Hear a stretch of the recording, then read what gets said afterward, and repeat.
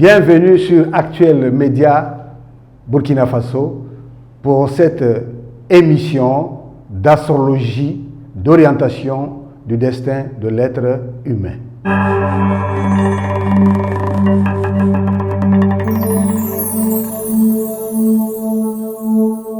L'homme doit comprendre sa dimension sur la terre en ayant la connaissance du but spécifique. Je suis Orsi Emmanuel Bakari, astrologue, théosophe, théologien, nouveau serviteur de l'humanité. Dans cette émission d'astrologie, le thème c'est le mariage. Qu'est-ce que le mariage?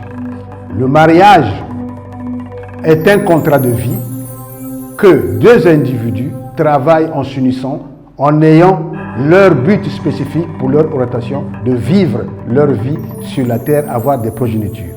Mais dans le mariage, il y a des épreuves. Il y a le bonheur aussi. Mais les individus fuient les épreuves. Avant de se marier, normalement, dans la science de l'âme, les deux individus doivent établir la carte du ciel. Chacun amène ses données. Date de naissance, le lieu de naissance et l'heure.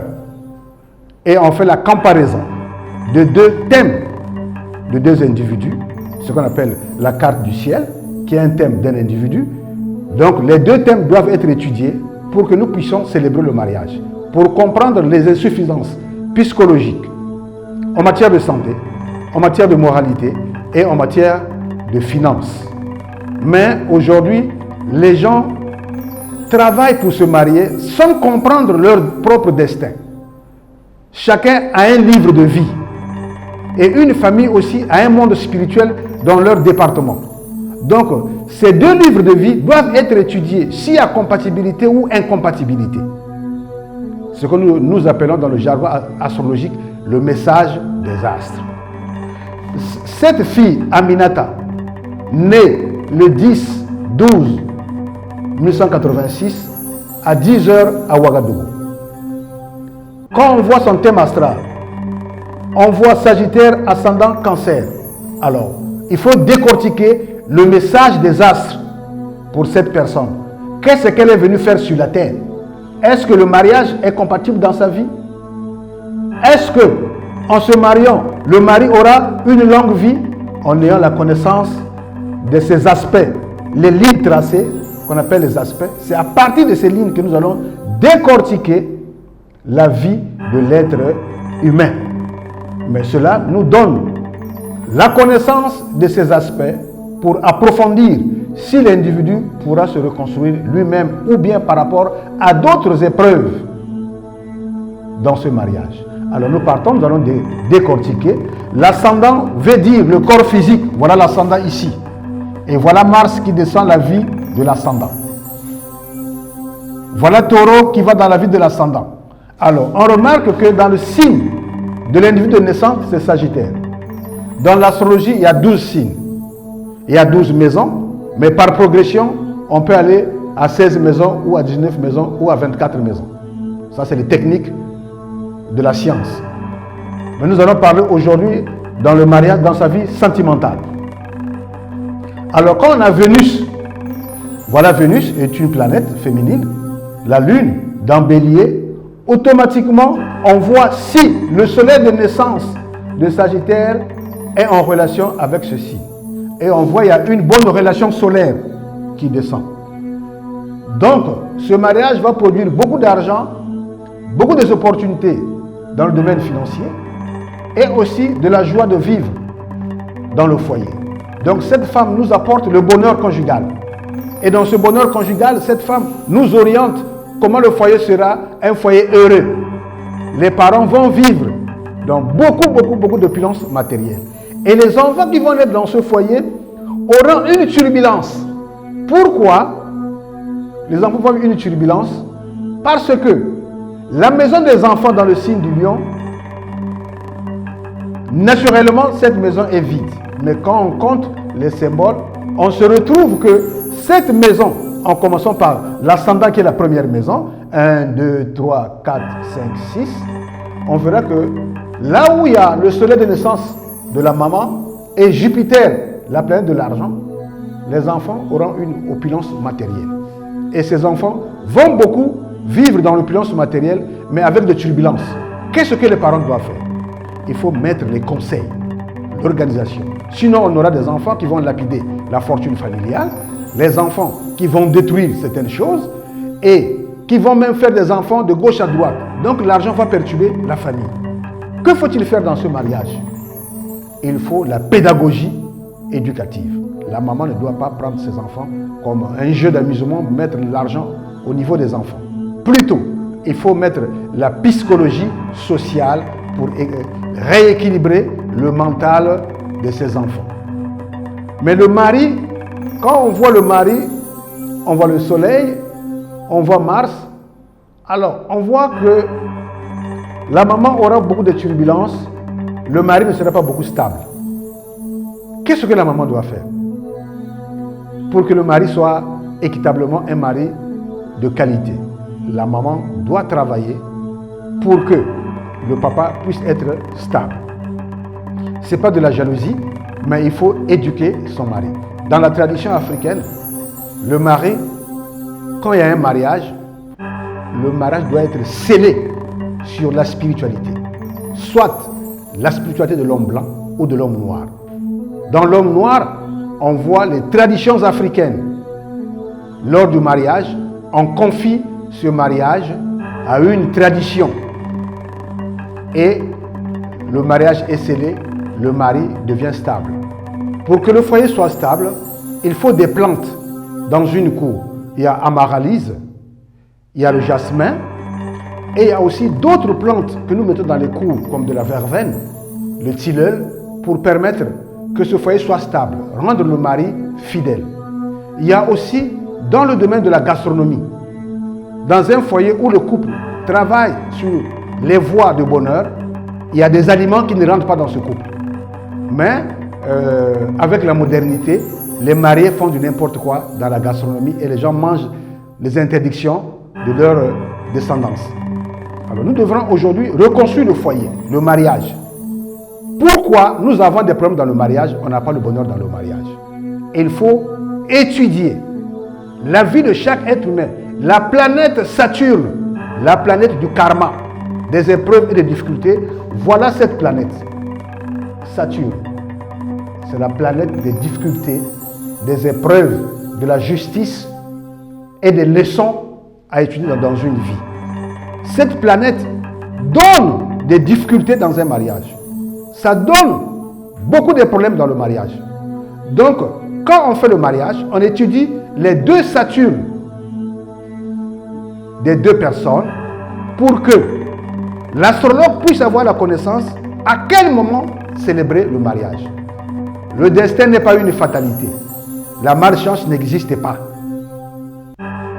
Et la chance n'a jamais existé. Ce sont les opportunités à saisir. Donc, dans chaque thème de chaque individu, chaque planète est un groupe des anges. Dans la voie judéo-chrétienne, qu'on appelle les chérubins, les séraphins, les dominations, les trônes, les puissances, les anges, les vertus et les archanges. Mais dans la tradition islamique, on relie ces anges avec des sourates. Dans la tradition asiatique, chez les bouddhistes ou le taoïsme, on relie ces anges avec des mantras. Donc, ces traditions forment ce qu'on appelle la science de Dieu. Et dans d'autres jargons qu'on appelle ésotérisme. L'ésotérisme est une science de l'âme.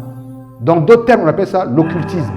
Mais l'humanité a galvauté, veut dire quoi? A sali ces mots par un habillage agnostique, un habillage des ignorants. Or qu'on doit ouvrir les yeux, nous sommes au XXIe siècle. Cette science, les Africains possèdent cette science dans la géomancie, dans les coris. Ces sciences-là disent la même chose. Nos villages ont été protégés, encadrés par ces connaissances. L'homme noir a sa science. Mais nous sommes aujourd'hui dans une dimension universelle. Donc toutes les sciences convergent à l'évolution de la race humaine. Donc le mariage peut devenir une bénédiction si Saturne est étudié, la Lune, Vénus et Mars. Si les planètes sont étudiées, automatiquement, le mariage aura une connaissance. Mais aujourd'hui, nous vivons les mariages qui sont célébrés dans les églises, dans les mosquées, dans les temples. Il y a divorce au parquet. Quelle honte pour les deux familles. Les gens sont venus se marier à la mairie, dans les églises, dans les mosquées. Les parents ont eu la joie, la fête. Les familles sont venues de gauche à droite pour célébrer ce mariage. Mais le mariage n'a pas été scellé par la connaissance des anges ou des archanges. Et le bas blesse tombe. Il y a divorce, les deux familles se disloquent. Il y a des bagarres, c'est la honte. Or, si nous étions restés dans la connaissance des anciens, de ceux qui nous ont précédés sur la terre, nos ancêtres, quand on parle des ancêtres, on croit que c'est autre chose. C'est la lignée familiale d'où nous sommes issus. Et cette connaissance doit être enseignée à l'humanité pour l'ouverture d'un nouveau monde. Le monde éducatif, le monde du développement, le monde de la moralité du développement de la race humaine. Donc le mariage peut devenir une bénédiction si nous avons la connaissance de ce disque de la vie. Tant que ce disque n'est pas étudié pour les mariés, il y aura difficulté. C'est pour cela que nous vivons beaucoup de divorces. Le divorce est une honte pour notre manière de vivre sur la terre. L'homme a atteint la maturité, l'homme a le cerveau de se prendre en charge. Pourquoi il y a divorce? On accuse les sorciers, on accuse les charlatans, on accuse tout le monde. Non, il ne faut pas accuser les gens. Le vrai problème, c'est l'ignorance, manque de connaissance de cette ligne de vie, le destin, le livre de la vie. Donc le mariage peut apporter le fruit de développement dans une société si les parents ont la connaissance avant le mariage d'orienter les deux enfants qui vont se marier. Et si nous avons cette connaissance, nous allons implanter une nouvelle dimension en ayant le but spécifique d'une société. Le mariage ou d'autres progénitures vont venir. S'il y a des turbulences, des problèmes dans ce mariage, c'est que les parents qui ont mis ces enfants au monde ne sont pas éclairés. C'est des parents qui vivent par procuration au détriment des expériences des autres. Malgré les conseils des imams, des prêtres, des pasteurs, mais si ce disque n'est pas étudié, il y a une fatalité dans ce mariage. Or, le mariage devrait devenir un centre de rayonnement pour la race humaine. Parce que les enfants viennent. Pourquoi aujourd'hui on parle de l'impunité? Que les enfants sont mal éduqués, les gens brûlent les feux un peu partout. Parce que cette connaissance n'est pas mise en exergue pour éduquer la société.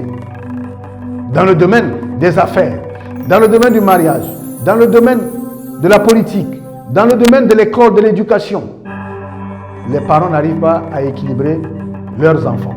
Voilà Mercure, la planète de la connaissance et de l'éducation. Voilà Mercure, le mental de l'être humain. Mais cette planète n'est pas étudiée. Pourquoi? Aujourd'hui, le mariage devrait être un foyer de rayonnement, un centre de l'émancipation de la race humaine. Malheureusement, beaucoup de nos jeunes filles et de nos jeunes garçons pleurent parce que le mariage n'est pas scellé dans la tradition spirituelle. La spiritualité n'est pas une religion.